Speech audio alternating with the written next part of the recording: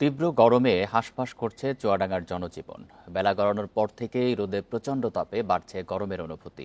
বাতাসেও মিলছে না স্বস্তি। বান্ডেল থাকলে প্রতি সেনমানিতে টাকা বাঁচবে। বিকাশ সেনমানি বান্ডেল কিনে জিতুন প্রতি লেনদেনে। গত কয়েকদিনে তাপপ্রবাহের কারণে অসুস্থ হয়ে পড়েছে শিশু ও বয়স্করা। হাসপাতাল কর্তৃপক্ষ জানিয়েছে, গরমের কারণে অসুস্থ হয়ে বয়স্কদের পাশাপাশি শিশুরাও চিকিৎসা নিতে আসছেন। বর্তমানে গরমজনিত রোগে আক্রান্ত হয়ে 4 শতাধিক রোগী চিকিৎসা নিচ্ছেন।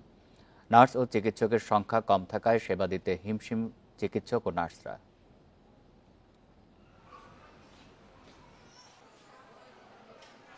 অতিরিক্ত গরমের চাপে ছেলেপিলে এখন অসুস্থ হয়ে যাচ্ছে, এখন ডায়রিয়া হয়েছে। কাল থেকে একবার এখনো ছেলেপিলে সুস্থ হয়নি। আমি আজ 3-4 দিন থেকে আজকে এই গরমে, অতিরিক্ত গরম, ঠান্ডা, জ্বর, কাশি।